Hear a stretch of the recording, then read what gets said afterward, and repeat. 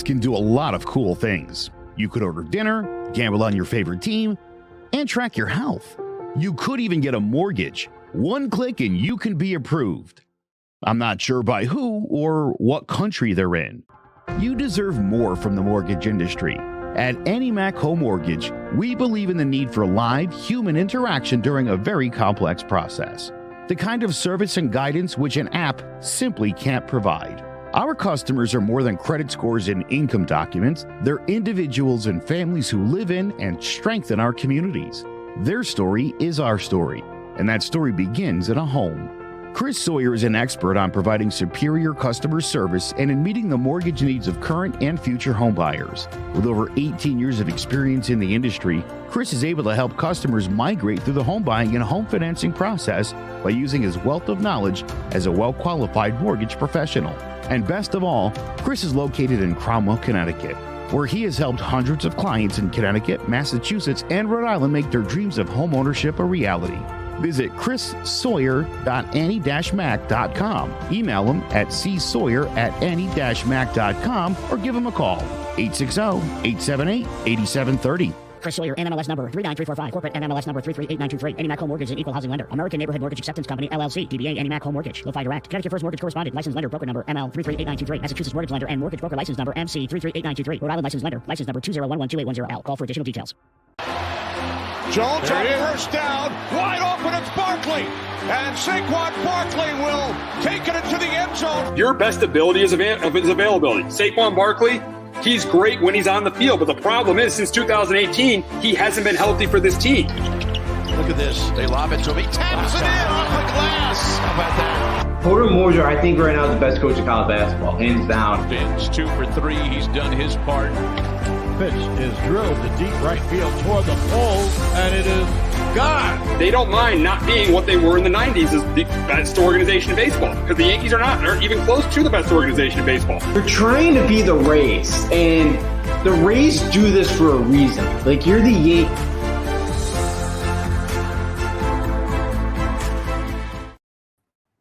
Welcome to Sports Talk with R&J. I am Steve Risser, along here with Justin D'Onofrio, and Kevin Durant has made it known. If the Nets keep their GM Sean Marks and their coach Steve Nash, he wants a trade. But the good news for Nets fans is they could probably fire Steve Nash, and he's probably still there. So because you thought maybe around a month ago that if Nash wasn't there, he was probably going to. If Nash even it didn't matter what happened with Nash, he would be gone. Now it looks like if they trade Steve Nash, if they fire Steve Nash, Kevin Durant is probably going to want to stay. Yeah, and usually I'm somebody that's not really on the player side, in this, but yeah, it seems like he would say, and I think it would probably be in the Nets' best interest if you want to keep Kevin Durant and all that. But yeah, it was, this is who KD and Kyrie Irving wanted was Steve Nash be their head coach. They had a good one in Kenny Atkinson, and sometimes it just Steve Nash hasn't been good. So yeah, I think if you're the Nets, you really got to seriously think about maybe moving on from Marks and Steve Nash, because this maybe could be your last shot of getting 2 superstars like this. Absolutely, and the big question we're going to ask is should the Nets fire Steve Nash or keep Kevin Durant? And in my opinion, this is a pretty easy one. I think you got to keep Kevin Durant. You got to keep Kevin Durant because this is ultimately players win championships, not organizations. So and it's been proven in the NBA in the last 40 years. There's only been 2 times that a team has won a championship without a top 10 player. Only twice. And that was the 2004 Pistons and the 2014 Spurs. So I think this is a pretty obvious one. I think you got to fire Steve Nash and you got to keep Kevin Durant. Yeah, I think I'm with you. I think you have to. And I'm somebody that's usually more on the owner side in the situation. But I think if you're the owner, Josiah, you got to understand this could be it. Steve Nash really has not done a good job coaching this team. And again, the Nets are always going to be second fiddle in the city to the Knicks. It doesn't matter how bad the Knicks are, how good the Nets are. It just it is what it is. And this could be your last shot if you're the only Nets that kind of really get two stars like this in here with KD and Kyrie Irving. And yeah, I think you got to make the move of firing Steve Nash and keep KD and Kyrie Irving. Possibly Kyrie would probably stay as well, maybe if this kind of unfolds the way that KD wants it to. So yeah, I think you got to fire those two. Oh yeah, here's my opinion. I think the organization is going to fire Sean Marks. I think Durant will. I think Durant will end up. Them in the organization. They'll agree to keep Sean Marks, but I think they have to get rid of Steve Nash. Another reason why is the team has underachieved with him. They have not gotten to an NBA Finals. They have not got because you thought when they had Harden, when they had KD, they had Kyrie, that team is going to win the East. They not only haven't won the East, they haven't even gotten to the conference finals. So I think that's another reason why you have to do it. Yeah, absolutely. They have not had much success, or the success they thought they were going to have originally. So yeah, I think you got to make the move. Steve Nash just has not done a very good job. He didn't do a very good job, I felt like, especially in the playoffs against the Celtics. That team kind of shut down the final couple games in that series. So yeah, I think you got to go move on to Steve Nash. And again, KD and Kyrie are probably going to want to have a big say in who they want as their next coach. But they can't be really much worse than what Steve Nash has been able to make. It can't be much. They can't find a worse coach than what Steve Nash has been able to do here in the last couple of years. Because yeah, they've really underachieved. And it's funny, that team, they didn't want Kenny Atkinson anymore. They didn't want to be coached. Kyrie said, we don't want to coach. And now they want Steve Nash fired. Yeah. It's crazy. Now that they've been losing, they completely go the other way.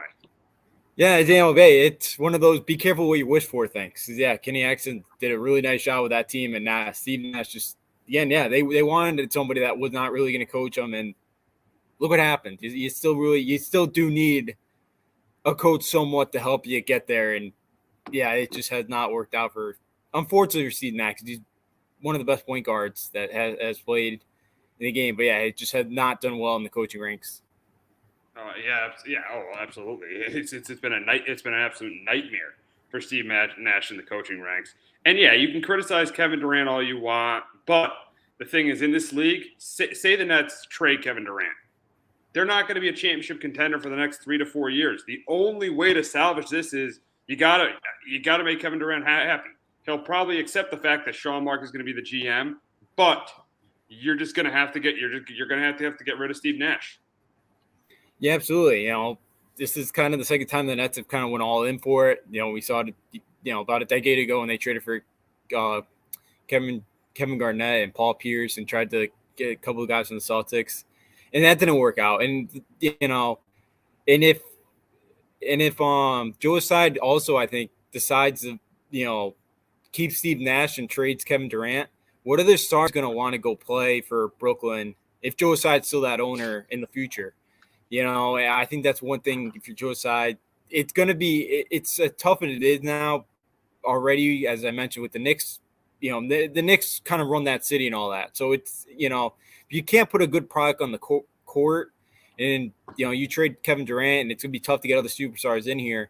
You're not going to do well, trying to get fans in there and all that, and get the fan support. So yeah, I think it's something where Joe Tsai's really got to sit down and go, okay, for the better of the franchise. You got to put it, you got to keep Kevin Durant. We got a comment from Tommy. KD is a big baby. I understand that. I understand KD is a big baby. I understand he's not a leader. But knowing the history of this league, you need to have a top 10 player to win a championship. There are two outliers. I mentioned them earlier in the show. The Pistons in 2004 and the Spurs in 2014. That is it. In 40 years of this league. I mean, you go back to the 80s. It was Magic Johnson winning championships. It was Larry Bird winning championships. And it was Isaiah Thomas winning championships. You go to the 90s, it was Michael Jordan winning championships and Hakeem Olajuwon winning championships. You go back to the 2000s.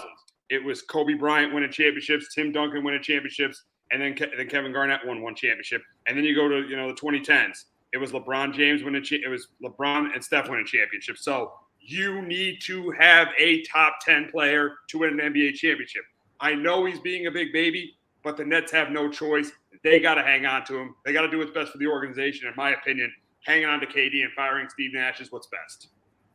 Yeah, absolutely. I don't like the way Kevin Durant goes about a lot of things in this kind of manner. But yeah, to keep your superstars happy nowadays in the NBA, you got to kind of deal with that. Unfortunately, it's the way the sport it is, and yeah, as you mentioned, yeah, you need a superstar to win this league. You need you need two superstars really to kind of win in this league nowadays. With some of the super teams, so yeah, you got to keep these guys happy. Unfortunately, he does go about it, but he is a big baby about it most of the times. But yeah, to win in this league, especially a town like Brooklyn, you got to kind of suck it up as an owner and just kind of let him kind of get away with it and kind of fire Steve Nash. I don't think it's the right thing either, but I think if you're the owner, you got to take it as it's going to help out. It's going to help out your organization in the long run. Oh, yeah, and I get it. Kyrie, yeah, and tying with another comment, Kyrie is all about himself. Terrible combo. Yeah, it was. I agree. It's a terrible combo, and they probably. I think they need to get rid of Kyrie. I think Kyrie is a major distraction for this team. I think you because KD has 4 years left in his deal. You see what you could do. You can see the way you could build around KD, but yeah. Even though Kyrie is a baby, I just don't think you can't trade both of those guys. I would accept them trading Kyrie. You can't trade both of those guys and expect to be a title contender in the next 5 years. No, because I just don't think, because I don't think you're going to get the value back. If you trade for KD, maybe you can't for Kyrie, but it'd be tough depending on Kyrie kind of. But yeah, for KD, you're not going to ever get the value back that, for what you're getting. I see Tom Steiner too on I'm rooting for the teams that have been built up like the Celtics and Warriors. Yeah, for those fan bases, it's something where I get where it's more exciting for you kind of see those guys get drafted and you kind of develop them into, kind of stars like Tatum and Jaylen Brown have. But yeah, Kyrie, I don't know. Would KD stay, you think, if Kyrie gets traded? No. I think there's a very small chance KD stays. So I think they have to keep both. Or they're both going to get traded, but there could be a possible chance KD stays, but I don't think so. I don't think they stay. So it's probably going to be both or none. So yeah, it is a terrible combo so far, but they are talented enough where they could win it. They could win it and they could be kind of on a revenge tour this year. Yeah, they could. It depends on how much if this happens. If Kyrie, how many games he plays this year. Could he stay on the floor and help out KD? Because that Eastern Conference is much better than it was 5 years ago, and it's kind of gauntlet to get through the Celtics. The Sixers are still probably going to be pretty good. The Bucks, the Heat. So it's going to be a tough division or conference to win. But, yeah, it's been a terrible combo. Those two just don't those two don't really have the kind of ways to go about their problems. And it does really hurt an organization, and it looks bad. But yeah, it just I can't see KD yet staying there. If Kyrie still wants out, then it's either both of them are there, or none of them. Yeah. So we'll see what happens. Yeah, I mean, but it's just this is a league where just talent always wins. It's been going on for years. Coaching, yes, it matters a little bit, but not as much as talent. So that's why if I'm the Nets, I keep KD and I ship Nash out of there. Yeah, I completely agree with you. I think, they mentioned earlier, Steve Nash has been so bad, it's really hard to do worse than Steve Nash in getting a coach in there. So, yeah, I agree. I think you got to get rid of Steve Nash. Get a new guy in there. Hope that kind of settles things with KD for now. And hopefully they both want to stay and take another shot at a title run. Yeah, exactly. It's amazing, though, how things have just gone wrong. I mean, we thought 2 years when just James Harden trade happened, we thought this team was going to be, unbeatable. We thought they were going to win championships, but now it just seems like it's close to being completely broken up. So it's just amazing what's happened in Brooklyn. Yeah, absolutely, it is. I was rooting for it to kind of blow up like it has. So it's been fun to watch. I was never a big fan of the super teams like this kind of building. So yeah, it's been rough. So been rough for the Nets, and definitely has been a rough couple of years, and the expectations are a lot higher than what they produce on the court. They just have completely underachieved. But we got to get to a couple NFL players who want off their teams and a big loss for the New York Jets yesterday. But before we talk about that, we're going to hear from our friends at JPEG Financial. Do you have a 401k and some savings for future retirement, but don't even know if it's enough to live off of? How much is enough? How often are you thinking about it? The team at JPEX Financial Group can help set your mind at ease. We specialize in creating strategies in the planning and managing of your financial, educational, and investment needs. We help clients pursue their investment goals with sound financial strategies. You deserve a personal, tailored plan. Lasting, meaningful, and open relationships are the foundation of our practice. You've worked hard for your money and should feel confident in your investment choices as you make decisions for your financial future. Your goals are our goals. We are dedicated to your needs and hopes for your future. Visit our website and give us a call at 860-430-5397. Securities offered through Raymond James Financial Services, Inc., member FINRA, SIPC. Investment advisory services offered through Raymond James Financial Services Advisors, Inc. JPEX Financial Group, LLC is not a registered broker-dealer and is independent of Raymond James Financial Services. JPEX Financial Group is located at 78 Eastern Boulevard, Glastonbury, Connecticut. So Roquan Smith wants out of Chicago. He feels like he's not being respected by the Chicago Bears. And if you're the Bears, you got to figure out a way to get this done. This is one of the top linebackers in football. All right, he might not be as good as Fred Warner or Shaquille Leonard, or he might not be as good as those two guys or Micah Parsons, but this is one of the top linebackers in the league. He's your best player. You're Ryan Poles. This is your first big decision. You need, in my opinion, you got to. I know it's going to cost you. It's probably going to cost you. He's probably going to get $19 million a year, and it's a lot to pay a middle linebacker. But I think you got to do it because this is the best player on your team. You have to pay him. He feels like he's being disrespected right now. You gotta end these issues and pay him. Yeah, absolutely.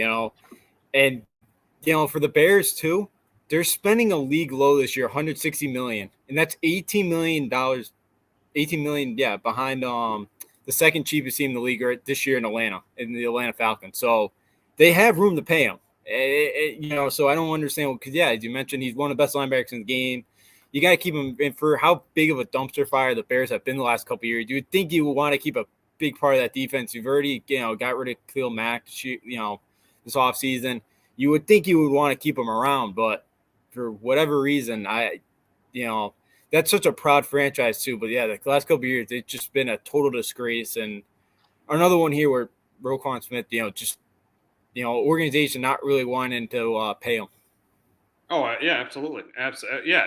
And I mean, you have to pay this guy. This organization is already, let Allen Robinson walk, traded Khalil Mack. What are you going to do now? Now trade Roquan Smith? You're completely setting your young quarterback up to fail. You want Justin Fields to be your guy. You got to put some sort of a team around him. Bears fans even accepted this year. If they go 7-10 or 6-11 and Fields is a good year, that he's the guy going forward. But you have to put a team around him when you have a young quarterback like this. Yeah, absolutely. And I know we'll get to the discussion a little later about both quarterbacks, but they're just not – there's nothing around Justin Fields right now. There's just not much. And, the Bears are always built on good defense, or great defenses. And, Smith is one of the best defensive guys in the league. And for you not to pay him here, it's going to really set off that fan base who have been waiting for, this Bears team to kind of get back and competing in the NFC North because they've gotten stomped by, the Packers, the last few years. They've not been competitive. And, for an organization like the Bears that have been around for a while and, have some history, it's pretty sad to see. Yeah, absolutely. So now we're going to look to the best fits for Roquan Smith. And I looked at 4 teams. First, the Chargers. You look at this Chargers team, what they're really missing is a good linebacker. I mean, they got 2 top pass rushers and Joey Bosa and Joey Bosa and Khalil Mack. You got in the secondary, you got J.C. Jackson, and you got Derwin James, you got Asante Samuel Jr. What they're really missing is that linebacker. So if they can get a Roquan Smith, that would be a great pickup for them. Number 2 is the Raiders. I think that's another thing. They're missing a linebacker too, and they struggled against the run last year. They're not good at the linebacker position. They're good on the defensive line with Chandler Jones and Max Crosby, but they're not good at the linebacker position. I think that that Roquan Smith would really help that defense. Number 3, I got the Denver Broncos. I think they're not good at the linebacker position either. Josie Jewell is coming off an injury. Alex Singleton is their other linebacker. So I think, and it's another defense with 2 good edge rushers, Randy Gregory and Bradley Chubb. Very good in the secondary with Patrick Surtain and Justin Simmons. I think Roquan Smith would be a really good fit there. And lastly, the New England Patriots. Dante Hightower's getting old. He's not that good in coverage. Roquan Smith is one of the best coverage linebackers in the game. I think he would really help the Patriots too. So those are my teams that I think that Roquan Smith should get traded to. Yeah, my 3 were the Denver Broncos. Yeah, I think he did really well with that new scheme. Filling in that linebacker position, he'd be the best one on the team. Such a loaded kind of AFC West, and Von Miller's gone too now, so you can go in there and be and kind of add in there with Bradley Chubb on the end. So I had Denver was one. Then I also had the Los Angeles Chargers as well. It's a team that seems like they're going all in this year to try to win a title. As you mentioned, Khalil Mack's over there now. Brandon Staley coached with the Bears back in 2018 in his rookie year with Roquan Smith, so he's already got some familiarity with him. And then my 3rd one's the New England Patriots. Yeah, because the Patriots at the linebackers position, they just lack speed mostly on defense. And Bentley's not great, and as you mentioned, Hightower's getting older, and you saw Jonathan Taylor did it to him. You saw late in the year they could not stop the run whatsoever. Roquan Smith's going to add a lot of speed to that defense. He's going to help in coverage because that Patriot defense, they need a little bit more right now, and it's going to have to be the strength of the team. From the offense seems like they're having a tough time right now in training camp. So I think Roquan Smith could be a really good fit for the New England Patriots. Oh, we'll get to that Patriots offense. They have really, really struggled in training camp. But yeah. But at the end of the day, if you're Chicago, this is your best player. You absolutely need to pay him, and there is no excuse not to pay him. If you're the Chicago Bears, there's no excuse that you don't pay him. You need to pay Roquan Smith. No, absolutely. I mentioned too a few minutes ago. You got the money to pay him. It's not like they're kind of near the cap situation. They're not close to cap or anything. They got a lot of money to spend. So, this is time to do it with a young quarterback too that you don't have to pay for another couple of years. So you would think this is the time to get the deal done. But the Bears have to get this done with Roquan Smith. They have to. Yeah, absolutely. But we have more big news around the league, and Mekhi Becton is now likely out for the season for the New York Jets. It's the 2nd year in a row he's out, and I think this is going to be. I don't think it's going to be as big of a hit as most people think to the offensive line, but it's definitely going to be a hit now that Morgan Moses is gone, and really their replacement I think is I'm trying to think Connor McDermott. So. Yeah, this is definitely a big loss for the Jets. Even though their offensive line was ranked 11th according to Pro Football Focus last year, I absolutely think this is a big loss because this is a guy. Say he was going to become a stud this year, and it really helped Zach Wilson. And that offense really, really turned around. With the defense being average, you're seeing a team that could win 9-10 games and maybe compete for a playoff spot. Now, I really can see the Jets winning 7 games at most. And the question is going to be is, can this team compete for a playoff spot without Mekhi Becton? I think it's going to be really hard. And I know the offensive line was pretty good last year, but it's not going to be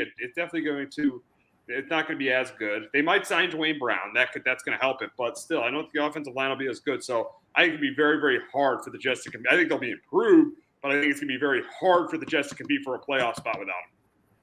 Yeah, absolutely. I think it is too, because I think the Jets, one of their big weaknesses is kind of the depth on the offensive line. You lose a big one at Becton. Unfortunately, just has not been able to stay on the field. So, I think it's going to hurt the Jets and a young quarterback like, Zach Wilson, where they do have some talent around him this year. And, I think they were going to be better. They still think that they're going to be better than they were last year. But, I think it's going to be tough for them to compete for a playoff spot. And, it's going to be a tough loss across that offensive line, especially they just hasn't, he's played one game the last couple of years. So, I think for the Jets and a really tough division too. I think it's going to be very tough for the Jets to compete for the playoffs this year. I mean, I wouldn't say a tough division. I think a tough AFC. I think that'd be a better for it. That's better saying a tough AFC. I don't think the AFC East is that tough. I think the AFC as a whole is tough. That's why I think it's going to be, I thought it would be tough with Becton for them to compete for a playoff spot. Now I think it's going to be really, really tough for them to compete for a playoff spot. Yeah, well, the AFC is tough because I think there's 3 teams that can make the playoffs. Now, yeah, maybe the Dolphins and Patriots are, major question marks to make the playoffs. They're major question marks to make the playoffs. Well, we'll see how that offense kind of hopefully improves by week 1. But I think, it is the AFC's tough as a whole, but I think the AFC is going to be tough because I think you do have 3 solid teams. It's not like the old days where it was just the Patriots and then the other 3 teams were just kind of vying, for second place. I think you got 3 teams that could compete for playoff spots. So I do think the AFC is tough. Yeah, definitely not as tough as the West or the North, but I still think it's a pretty good division. I'll agree there. But here's as we were talking about the AFC East. Here's the big thing. Are the Jets clearly the worst team in this division? And I don't think so. I think still the Jets still added some pieces on offense. Bryce Hall, Garrett Wilson, and you got Elijah Moore in his second year. Zach Wilson in year 2. The offensive line, even though Becton is out, it's not going to be awful. Yes, it'll be a below average offensive line, but it's not going to be terrible. And they're getting Carl Lawson back, and they drafted Sauce Gardner on defense. So I don't think they're clearly the worst team in this division. I think the Patriots and them are still pretty close because I think the Patriots did nothing in the offseason. And outside of getting Devontae Parker, and their offense is really struggling for training camp, and their defense is not that good this year with the loss of J.C. Jackson. So I do not think the Jets are clearly the worst team in the AFC East. No, I still think the Patriots figure it out, but I'll be very shocked if the Jets finish ahead of us. I think the Jets are going to be improved. I like Robert Saleh. I think they're going in the right direction. I like what they did around Zach Wilson this offseason. Now it's more up to Zach Wilson and what he can do this year. But I still think Mac does a good job. Now, I do worry about the offense and just the 2 clowns that we have running the offense this year. I know Bill. God, you got clowns running that offense. Yeah, I know Bill's taking more of, in approach, but the 2 guys that are really in charge of it are horrible. But I still think the Patriots are a little bit better than the Jets. Now, maybe they split this year, but I'd be shocked if the Patriots finish behind the Jets. I wouldn't be shocked. I just wouldn't be shocked because I think they're close on paper. I think both teams are close on paper. I think the quarterback could be the difference for the Patriots. The quarterback is more proven for the Patriots. But if Zach Wilson has as good of a year as Mac Jones, I think the Jets have as good or a better record than the Patriots. I think it'd be probably, if Wilson can make that big kind of sophomore leap here, then absolutely. Because I think they did get better on the defensive side of the ball as well. And the Jets last year, they played well against their toughest competition as they knocked off the Bengals and Rams. I know both those teams had injuries when they played.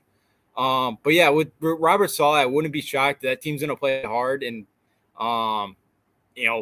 they got, they do have the Lions, Jacksonville, Seahawks this year. They do have the Bears at home. So, they do have some winnable games that they could totally win. And I think they have so I could totally see them finishing ahead of them if Zach Wilson does improve. And I think he can because I think the wide receivers they got in are kind of built for him. It's kind of the, they're downfield receivers. Yeah, we'll see. We'll see what happens with the Patriots and the Jets. But because of the big news was about the Bears and the Jets yesterday, we want to get to their rookie quarterbacks and see which one of their rookie quarterbacks is in a worse situation. Is it Justin Fields or is it Zach Wilson? And for me, I think it's definitely Zach Wilson. I think it's definitely Justin Fields. I think it's Justin Fields because look at what the Bears took away from him. They traded Khalil Mack. They traded. They let Allen Robinson walk. They could very easily trade Roquan Smith. So right now, for me, the quarterback who I think is in the worst situation is Justin Fields. Yeah, absolutely. I completely agree with you. It just there's just nothing there for Fields. They're probably going to have one of the worst offensive lines again. They gave the Patriots a pick for N'Keal Harry, which the Patriots probably would have cut. even though I know he's hurt now. But yeah, we mentioned they traded Roquan Smith. I mentioned the money that the Bears have. It's not like they're anywhere near their, near the top of the salary cap there. So they have room to kind of try to make Justin Fields better and try to improve him. Because that's what the Jets did. The Jets have put skill guys around Zach Wilson, and it's to the point now where Zach Wilson's got to kind of go improve it. They've helped, they've given him some guys around that, are that will help him improve. The Bears have not done that. The Bears have not done that with Justin Fields, and I think it's going to be difficult. It's going to be a tough situation this year. Darnell Mooney should not be number one guy, and I think it's going to be a tough situation for Justin Fields. And yeah, I think he is in a really tough spot right now at the Bears. Oh, absolutely. And you said it with Zach Wilson. They went out and got Garrett Wilson. They went out and got Breece Hall. They went out and got weapons around him, and they improved the defense. The Jets got better. They had a great offseason. The Bears had a terrible offseason. So it's definitely Justin Fields who's in the worst situation. Yeah, I completely agree with you. It's the Bears just have not been able to find that franchise guy. Justin Fields, I think, could be a really talented quarterback.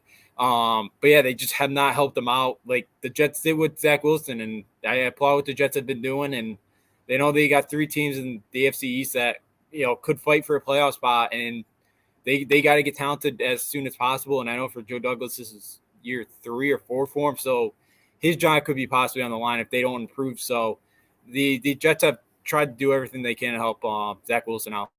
And he made a good point about Joe Douglas. Yeah, his job definitely could be on the line because this is year 4 for Joe Douglas, and if this Zach Wilson thing doesn't work out, he'll be gone. The Bears with Ryan Poles, yeah, even if he trades Roquan Smith and has like a 3 or 4 win season, he's going nowhere. This is a new regime.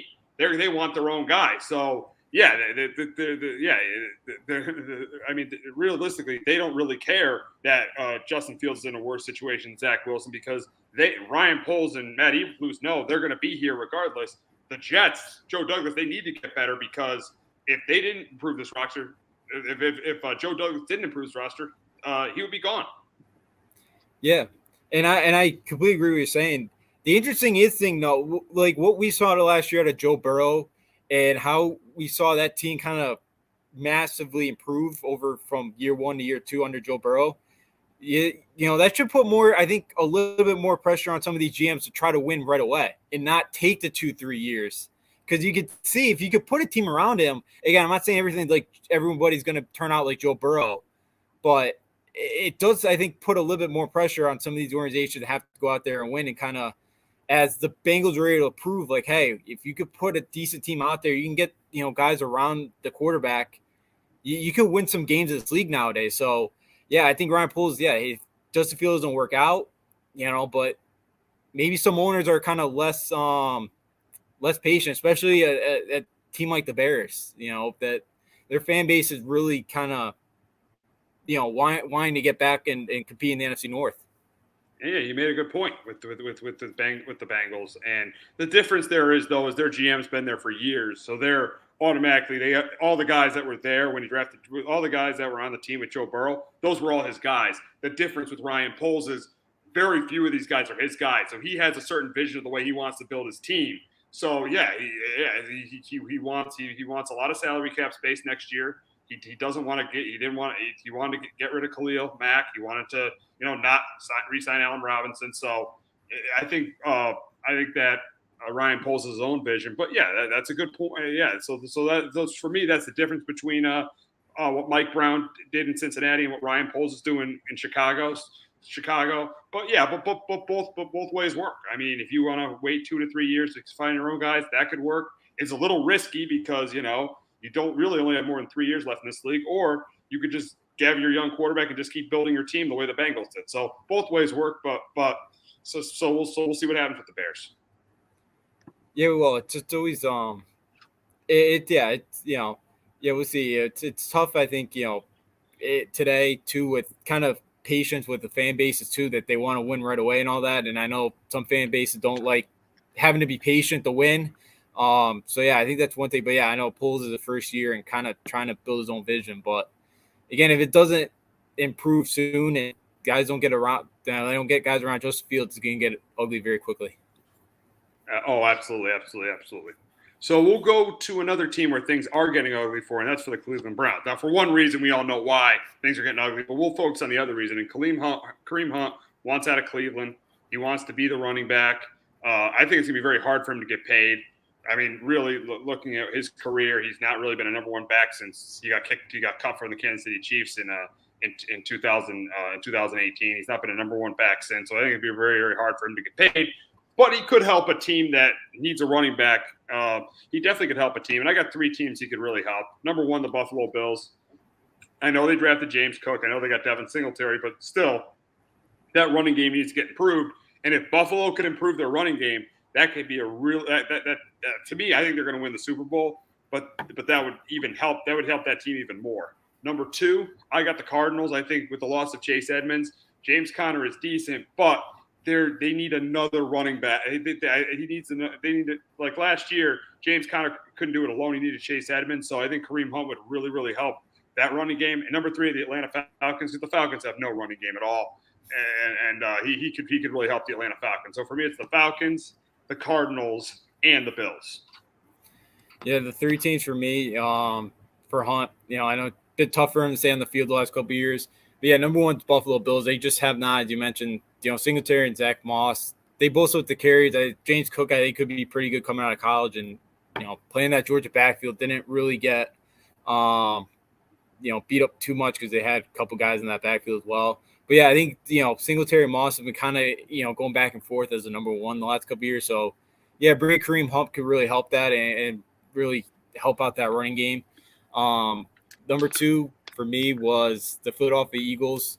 Because, I've been reading kind of Miles Sanders is projected, obviously the number 1, but he's been getting second-team reps. And, can you really trust Gainwell or Boston Scott to be the full number 1 guy in your backfield? So maybe a Kareem Hunt could help that out and be their kind of first team back there. And then, yeah, number 3 was the Arizona Cardinals. They really struggled, Edmonds last year. And James Conner, if they could add somebody – with that already, they got a lot of skill guys out there. Hopkins, of course, to be out for the first 6 games. But yeah, adding another running back in there could be a really nice piece there in depth there with Kyle Murray in that offense. Yeah, so we'll see what happens with Kareem Hunt. We'll see what happens with him. Right now, he wants out of Cleveland. We'll see how him and the Browns move forward from this. But we got to get to the Panthers quarterback situation. Right, Matt Rule said last week that it'll be till week 2 of the preseason until he picks a quarterback. He says that it looks like the 2 guys are pretty close. But if they're close now and Baker didn't even know the playbook about a month ago, I think eventually this is going to be Baker Mayfield's job. And I expect Baker Mayfield to start week 1 when they host his former team, the Cleveland Browns. Yeah, I'm there with you. Darnold last year, too, he had 9 touchdowns to 13 receptions. I just don't know how you could start a quarterback with that ratio.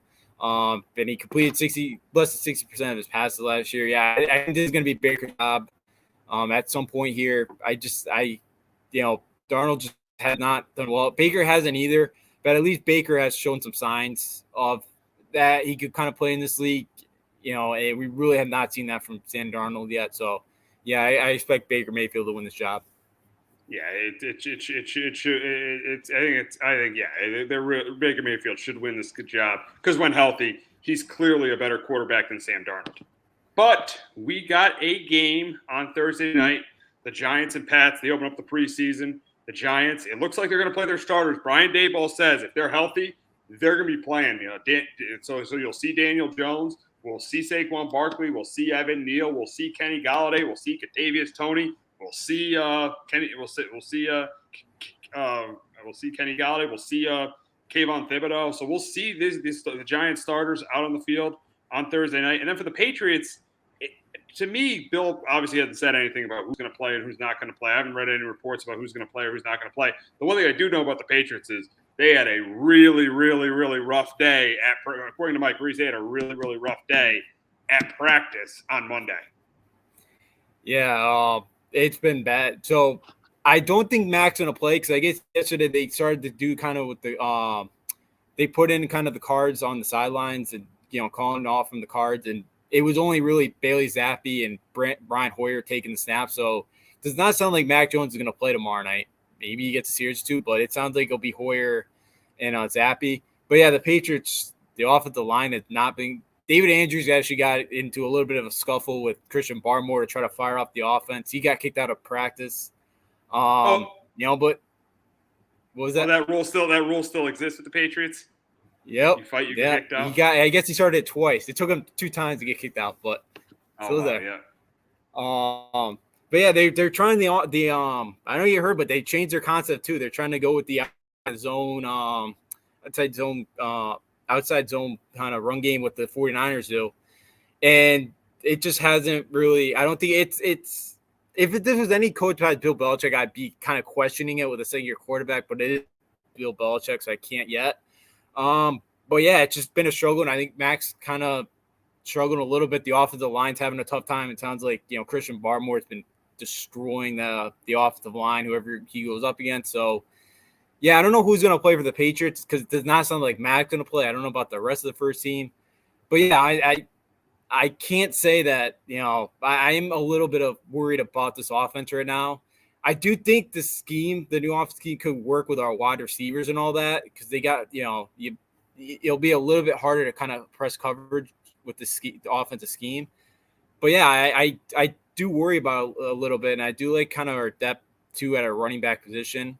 But, yeah, I kind of worry a little bit. I like Mac Jones, but it is taking a little bit of time here for him to kind of get the offense. Sounds like the offensive line, too.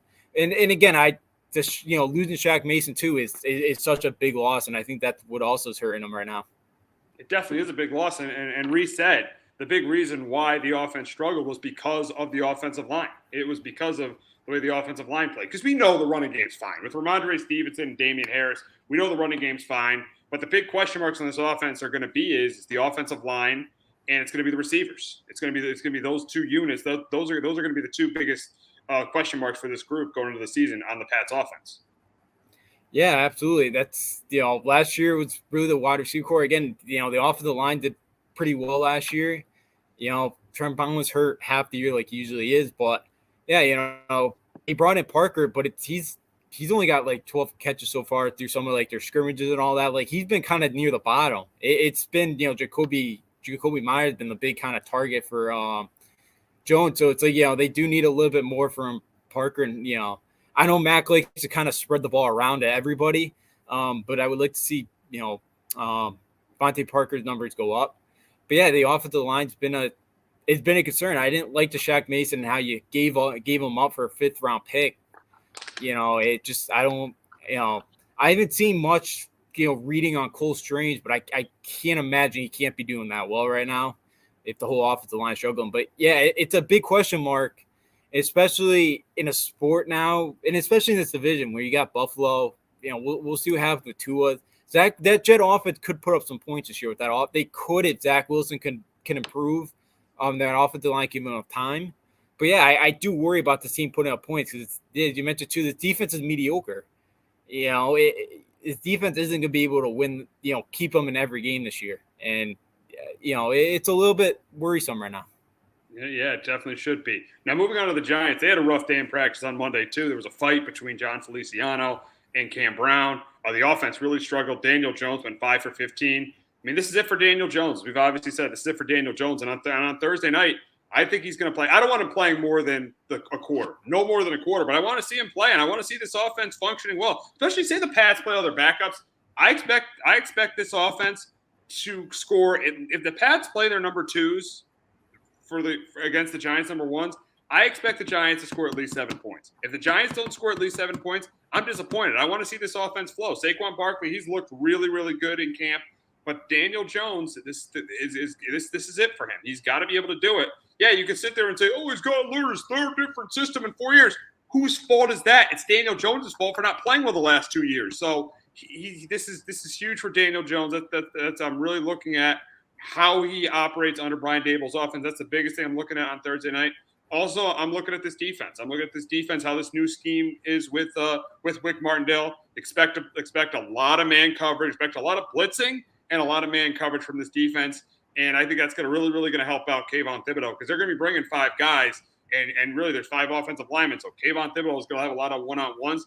I think that's really going to help Kayvon Thibodeau this year. I am really looking forward to watching Kayvon Thibodeau Thursday night. So 2 things I'm looking forward to the most: how Daniel Jones operates in this offense, and and seeing Kayvon Thibodeau for the first time. Yeah, I heard Thibodeau's been killing it in training camp. So yeah, I especially the way the Pats offensive line's been, I'm a little worried that he could, really take out one of our quarterbacks tomorrow night. Maybe that's why Mac's not playing, because he knows how bad the all line has been and got to protect Mac Jones for the regular season. But yeah, Thibodeau and with Martindale coming in with that defense should be a lot better. Should be a lot better this year. And yeah, Daniel Jones has been struggling. I don't want to get too far off track here, but do you think if Daniel Jones continues to struggle with training camp and preseason games, I think it's possible that Giants go out and go get Jimmy Garoppolo? I don't think so. I don't think so. I think they would just. That's a good question. I think they would go with Tyrod Taylor, but it's a very, very bad sign if they're thinking about going with Tyrod Taylor in Week 1. That's a really, really bad sign. I mean, you want Daniel Jones to start the season. I mean, the minute Tyrod Taylor goes into a game, the Daniel Jones era is over. So, yeah, it's a good question, but I don't think they go out and get Garoppolo. Yeah, I was thinking about it. Maybe if Daniel Jones could just struggle, but yeah, because I know Tyrod Taylor's a much more serviceable backup than you had last year, and Jacob Fromm. Oh my God! Nothing was worse than last year. Watching Jacob Fromm and Mike Lennon those last 6 weeks, the Giants' quarterback play was the worst in the league by far. Yeah, that was brutal. That was that offense last year was horrible to watch. But yeah, there's a lot of pressure this year on Jones. I know, they didn't decline, or they declined his 5th-year option, and yeah, this is it for him. He's a free agent. He's not Dable's guy, so yeah, Daniel Jones doesn't kind of get going soon. I know I heard too that some of the drops, there were some drops too, so it wasn't all Daniel Jones. But yeah, it just does not sound like he's been great this year. I want to see what they do with Wendell Robinson. Like, I think he could be a really good fit for him at the slot for the Giants this year. Like, I'm excited to kind of watch him too, but. Will Daniel Jones or Tyrod Taylor be able to get him the ball for him to be able to go to work? Yeah, that's the thing. And the thing is how much time is Wan'Dale Robinson going to have on the field? Because the Giants are pretty deep at receiver. You got Kentavious Toney, you got Sterling Shepard, and you got Kenny Golladay. The Giants are pretty deep at receiver. Well, Wan'Dale Robinson has had a really good camp, so it's going to be interesting to see how they use Wan'Dale Robinson. I mean, do they use him on special teams? Do they use him in this offense? It's going to be really interesting to see. That's another thing I'm really looking at on Thursday night is how this team uses Wan'Dale Robinson. Because you watched him at Kentucky, he's got a lot of speed. Yeah, he can run. Dude's Nebraska too last couple of years, and then transferred to Kentucky, and they brought in like the air raid offense last year, Will Levis, and he was able to, Levis was able to get him the ball, and he had a really good year. And I thought, was a good guy, a good wide receiver. I didn't think he was going to be going the first round like he did, beginning of the year. But yeah, he's a guy that could really, he could really kind of, he's a guy, you could use too in like a running game as well. But yeah, he's an exciting player to watch. So yeah, it'll be interesting. I'm a little bit surprised that they haven't maybe tried to trade Toney unless if he's okay now and he doesn't want to get traded, but. Yeah, because that was the big thing when the draft was happening. I think that's the reason why the Giants took Wan'Dale Robinson in the second round. I actually was pretty surprised they took Wan'Dale Robinson in the second round because I thought they were going to go corner there. But yeah, I think the biggest reason why they took Wan'Dale Robinson in the second round is because of the Kentavious Toney trade. So we'll see what happens there because they are obviously, as I said, they're so deep at receiver. Yeah, no, they do have a lot of wide receivers that they have and they can go to. It's good to have depth because I know the injuries have been a concern the last couple of years at wide receiver, and Galladay's always been banged up. I know Sterling Shepard has too, so it's good to have that depth at the wide receiver position. But yeah, we'll see how they kind of use them. And Toney didn't do a ton last year. I think Robinson could be somebody that's a big part of their offense. I'm in like a dynasty thing, and I picked Wendell Robinson, so one of my friends who's a Giant fan keeps asking me to give him Wan'Dale Robinson. So really, wow. So I know he's gonna have a good camp. I don't want to give him up yet, but yeah, I'm hoping he could have a nice impact on the team. Oh yeah, I think you have a really big. I think you have a really big impact on this team. So Giants Pats tomorrow night preseason. I don't expect the Giants starters to play more than a quarter. It looks like Mac Jones is going to play, but it is fun to have football back. Obviously, we had it back last Thursday with the Jaguars and the Raiders. Now the entire preseason in earnest begins tomorrow night. So it's got a whole week of preseason football. So I'm really looking forward to that. I'm really, really looking forward to that. So we'll see what happens with the Giants and the Pats tomorrow night. But the Yankees and Red Sox have both teams have really been struggling. One team season is pretty much over. The other one, they've kind of lost their grip. They're starting to lose their grip on the top spot in the American League. But before we talk about that, we're going to hear from our friends at Shamrock Home Inspections. There's no bigger investment than home ownership. And to make sure the house is up to your standards, you need a professional to look it over. Brian Flanagan from Shamrock Home Inspections is a licensed home inspector and a member of the Connecticut Association of Home Inspectors. Brian was a contractor for over 15 years, so he knows how homes should be constructed and how mechanicals should work. What makes me a good home inspector was the 20 years that I was a home improvement person, doing all the different repairs that I have done and what other people have done wrong that I had to go out and fix. So I have a pretty quick eye on seeing what's right and what's wrong. Before you move, call Shamrock Home Inspections. Before you make the biggest investment of your life, call Brian Flanagan from Shamrock Home Inspections at 860-268-2566 or visit shamrockhomeinspectionct.com. So the Yankees have really been struggling. They've lost 6 out of 7 games. I mean, going back to the Royals series, they've lost. I think it's now 8. I think it's 7 out of their last 9 games. So this team has really been struggling recently. But I think a big part of the struggles, I'm not too concerned. A big part of the struggles is because they don't have Anthony Rizzo and Giancarlo Stanton. They haven't had Stanton for a couple of weeks, and they haven't had Rizzo since the Cardinals series. And you look at the Cardinals series, they lost 2 one-run games without having those 2 bats. They lost a 1-0 game and a 4-3 game without having those 2 bats. So I'm not totally concerned about this Yankee team. I mean, yeah, they've lost, but still, I still think they're clearly the second best team in the American League, arguably the best team in the American League. They're still very, very close. Them and the Astros are still really close. So I don't have a ton of concern. Even though they've lost 7 of 9, I don't have a ton of concern for this Yankee team. I'm starting to a little bit now. Rizzo's in the lineup today, which will help. He's batting third, playing first. That's so good. Back today. But that's good. My concern is it looks like last year's team. The base running mistakes last night. It's been the last couple weeks since kind of this, since they've it's base running. Come on, base running mistake. But base running mistakes happen. Come on. Base running mistakes happen. But it looks like last year we're just running into outs, and it's just like, what are we? I've been watching some of the Little League, action the last couple of days. The little 12-year-olds know how to run the bases better than this team at times. Dude, it happens. Base running mistakes happen in baseball. That stuff happens. 162 game season. That stuff's gonna happen.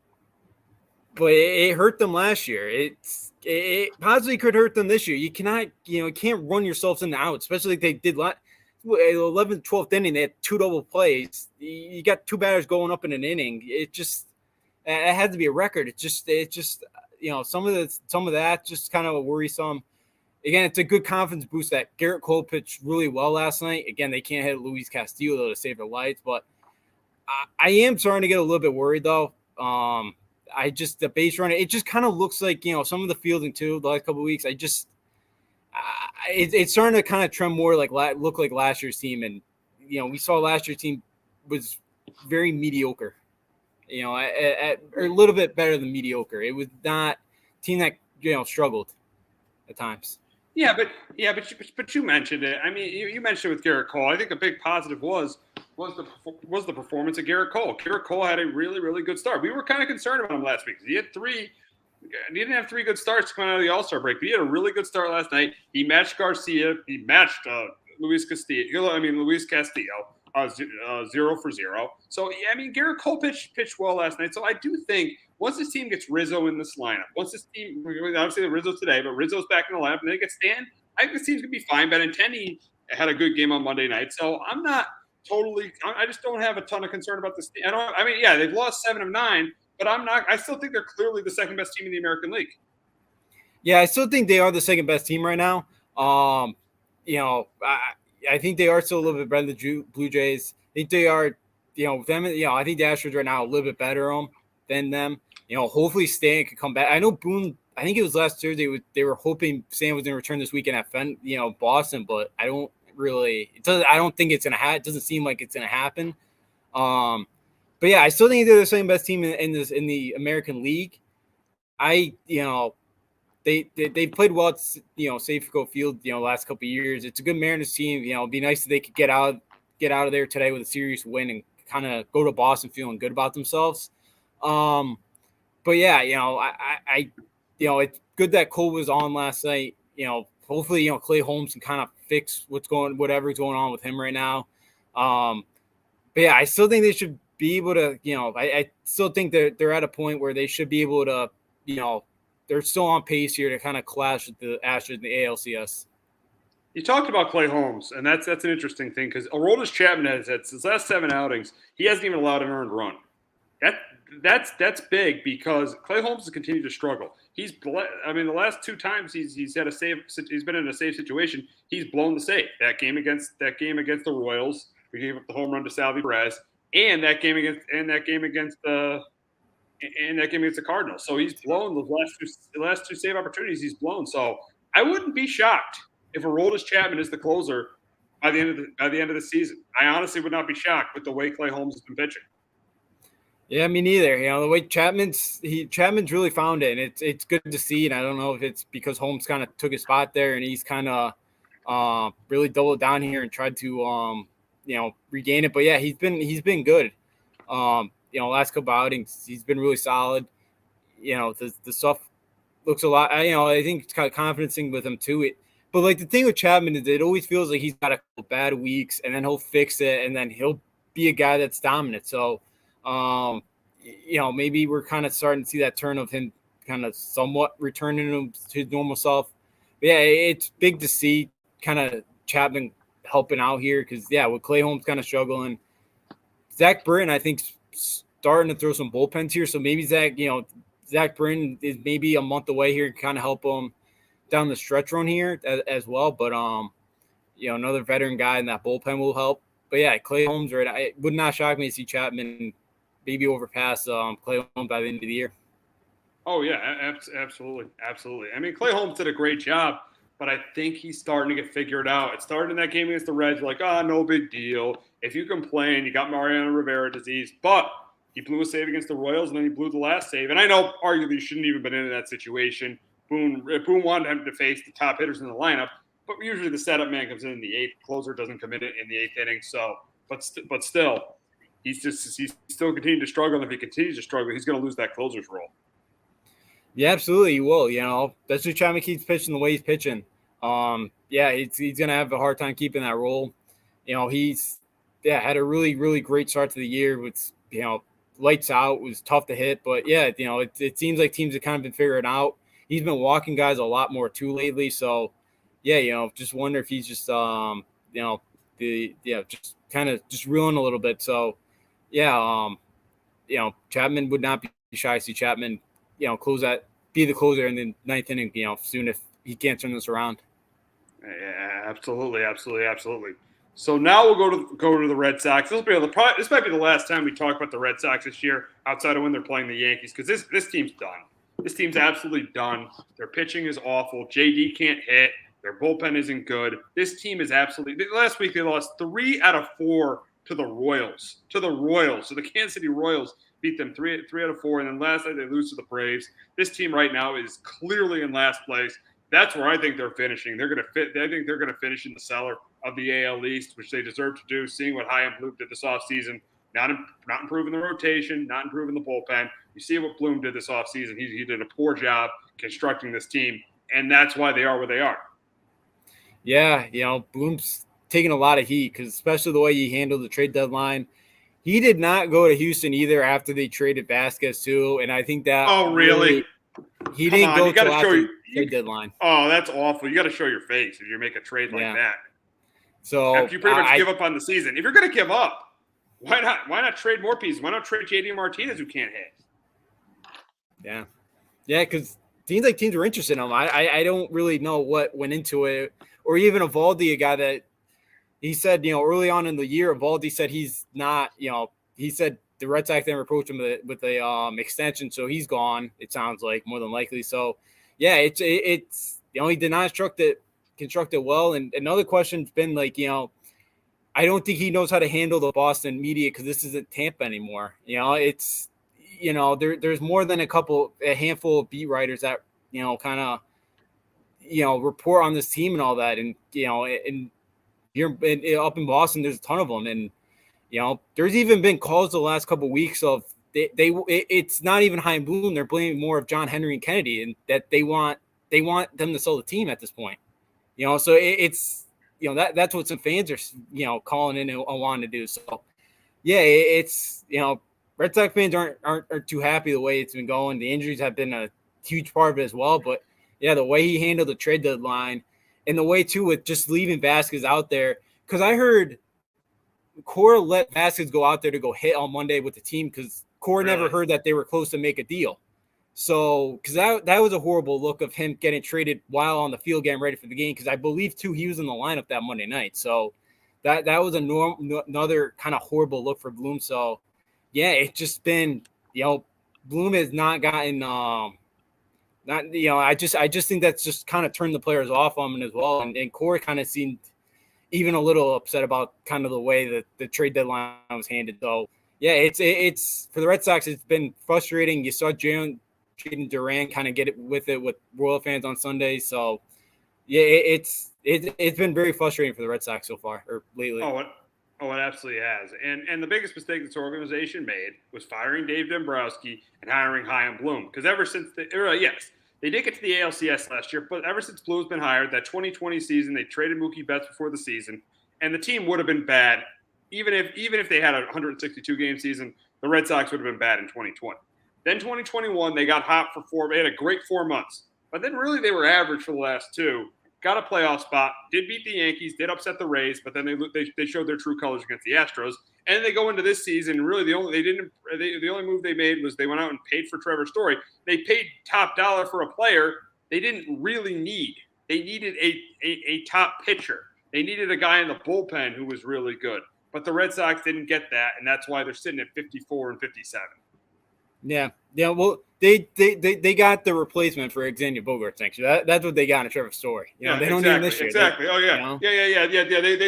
They planned on. They know they're not going to pay because we know Chaim Bloom is cheap, so he's not going to pay Xander Bogaerts. So what they'll do is, a year earlier they'll get his replacement in Trevor Story.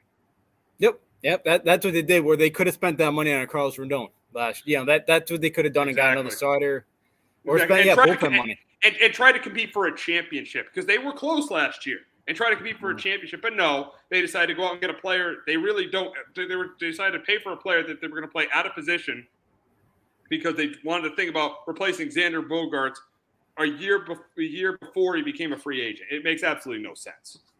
Yeah, it doesn't. I don't know what the logic, and that's not logic that works in Boston either. Not with those fans, not with those, that fan base. That's not liked it, and Story's been hurt too lately. It's just been a horrible job by him. And the one thing about Dombrowski is, he would spend and he'd go all in and be aggressive. But, he always did a good job, though, of knowing what prospects to give up and which ones to kind of on to. Because in the sale trade, the White Sox really wanted Devers. He kept Rafael Devers, which he's got to get a ton of credit for. But ownership didn't want Dombrowski as the GM anymore. No, because he spent too much. That's why he spent too much money, and they were over the cap, or and got the luxury tax. But spending money helped him win a World Series.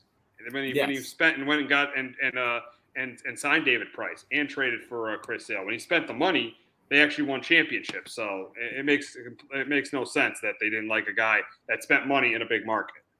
No, I don't know, and and I think that's and that's where I kind of think maybe Kennedy and Henry were kind of like, hey, you're bringing in Chaim Bloom here. We can go more of a Tampa route, and we don't have to worry about being over the luxury tax. And we can still win titles, trying to compete. We can give it, spending, I don't know what it is this year, but around 175 million, something like that, and still compete. But sometimes it doesn't really work that way. Sometimes it doesn't, and it really has not for this Boston team this year. And it's been just total frustration. Now, bringing Tommy Pham, he's played pretty well, but other than that, again, like the Vasquez move just made no sense because he was one of those guys in the clubhouse, one of those veteran guys, well liked, and it just doesn't. Why just trade one of them when you could have traded a couple of them and really kind of instead of still saying, hey, we're still gonna fight, but yeah, we traded Christian Vasquez up. It just doesn't. I don't know. It just very puzzling. Yeah, it absolutely is. It absolutely is. And when things could not get worse for the Red Sox, they did, as Chris Sale is now out for the year. He just had surgery on his wrist after he fell off his bike. It just feels like things just cannot get worse for the Red Sox right now. Yeah, I heard too. It was coming back from his way home from coming back from workout from Boston College, starting to kind of sounds like he was going to start throwing again and all that. And, I guess just fell off the bike. So it's very unfortunate. That's maybe the one thing we could blame Dombrowski for is that contract. That extension has not panned out for the Red Sox at all. They still have, another 3 years, I think, after this. He's such a dominant pitcher when he's on the mound, but we just haven't seen the last couple of years. It's very unfortunate that we haven't seen him. But, yeah, it's been horrible. I don't know if the Sale one's been worth – giving him the extension. Again, the trade was great, but extending him another 4 or 5 years wasn't great. That one or signing the Pablo Sandoval contract were probably the two worst ones that Dombrowski had, I believe. So, it's unfortunate for Chris Sale that, another injury here for him and just not going to be able to pitch again this year. Exactly. But in his case, he's showing you your best ability is availability. But this weekend, the Yankees and Red Sox play. Doesn't feel like it has much, it's really as much excitement because of you're more excited for the preseason than you are for this Yankee Red Sox series because thanks to the Red Sox, they're out of it. They're 54-57, so there's no true excitement for this series. So we look at a Friday night. You got Termon against Eovaldi, and you know what? I'm going to go with the Yanks. I'm going to go with the Yanks because I think Herman was a little bit better in his last start against the Cardinals, so I'll take the Yankees in that game. Saturday, Montas against Crawford, and they're two national games, which makes no sense. Why do they have them as two national games? Just because of the Yankees and Red Sox, makes no sense to have these teams playing two national games this weekend. But you got Montas against Crawford. I think the Yankees win that one, and then on Sunday night, Tyone against Rich Hill. I got the Yankees winning that one. I got the Yankees sweeping the Red Sox this weekend. I know the Yankees haven't been playing well. And I think this is more because I just can't stand the way the Red Sox are playing. That's why I got the Yankees sweeping the Red Sox at Fenway. Yeah, I love to see that. I think Friday night though. I think Eovaldi gets that one. Yeah, I think Eovaldi gets that one. Sox get one. I think the Sox get one. I think Eovaldi they'll win one Friday night. But yeah, Saturday. I think Montas pitched better. I'll give him a mulligan for Sunday. I know he's death in the family. He hasn't pitched. That was the first time since July 26th. New team. A lot going on. I'll give him a mulligan. I think he pitches a lot better on Saturday night. I think they get Saturday night and Sunday night. I think Tyone pitched well the other night as well in Seattle. So I think they found a way to win 2 out of 3. And as you mentioned, there's not a lot of juice. I'm very excited for this K-Rod cast because Derek Jeter and A-Rod are going to be with each other Saturday. That's cool. That's cool to have the K-Rod cast going with A-Rod and Jeter. That's good. That's cool. And that's funny. What I'm most looking forward to if you watch, you've obviously watched The Captain. Their relationship is a little bit frosty, so that's going to be interesting to have those two on together. Is just Jeter joining them the whole time, or is it just going to be, or is it just for a segment? I think it may be for the whole game, but I'm not sure though. But yeah, it's going to be their first time since 2013. Since both being on the Yankees, that they're going to be together. So yeah, I'm very looking forward to kind of seeing how that pans out Sunday night. But yeah, you mentioned that's what I'm most excited about watching the series this weekend.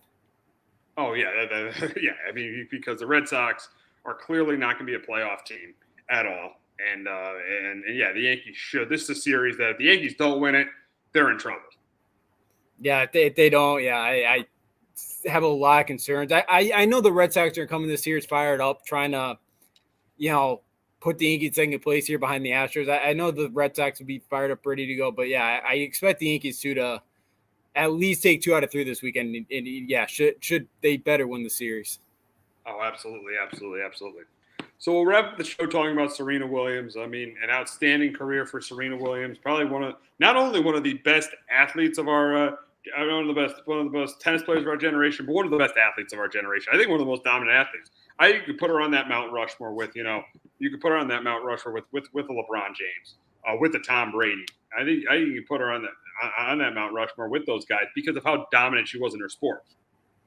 Yeah, absolutely. She has been. She was ranked number one, player in women's tennis for 319 weeks and sat there for 186 consecutive weeks.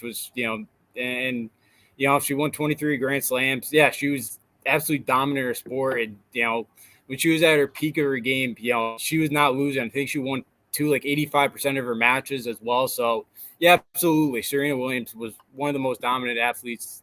Not even in her sport, but in her generation, she was one of the best, one of the most dominant players. So yeah, absolutely. I think she should be up there on that Mount Rushmore this generation because she was she was one of the best. Oh, absolutely. 32 Grand Slams. That is just absolutely amazing. I mean, I don't think it's ever going to be done by another tennis player. No, I don't think so. That is a really, really impressive mark for her. I know she's one shy of I forget the name who was in front of her, but yeah, for 23 she had a really, really impressive career. Oh, her career was absolutely phenomenal. But that's going to wrap it up this week on Sports Talk with R&J. For Justin D'Onofrio, I'm Steve Risser. We'll be back next week talking about Week 2 of the preseason. Have a great weekend, everybody. Jones on first down, wide open, it's Barkley. And Saquon Barkley will take it into the end zone. Your best ability is availability. Saquon Barkley, he's great when he's on the field, but the problem is since 2018, he hasn't been healthy for this team. Look at this. They lob it to him. He taps it in off the glass. How about that? Porter Moser, I think right now is the best coach of college basketball, hands down. It's 2 for 3. He's done his part. Pitch is drilled to deep right field toward the pole, and it is gone. They don't mind not being what they were in the 90s as the best organization in baseball because the Yankees aren't even close to the best organization in baseball. You're trying to be the Rays, and the Rays do this for a reason. You're the Yankees.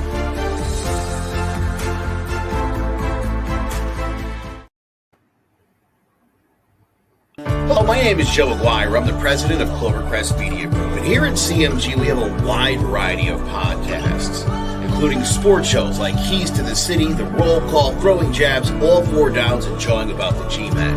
And great true crime shows like Stinky Week, Crimes and Consequences, Ivy League Murders, and Burn, the unsolved murder of David Eichmann. You can find all these podcasts and so much more by visiting clovercrestmedia.com.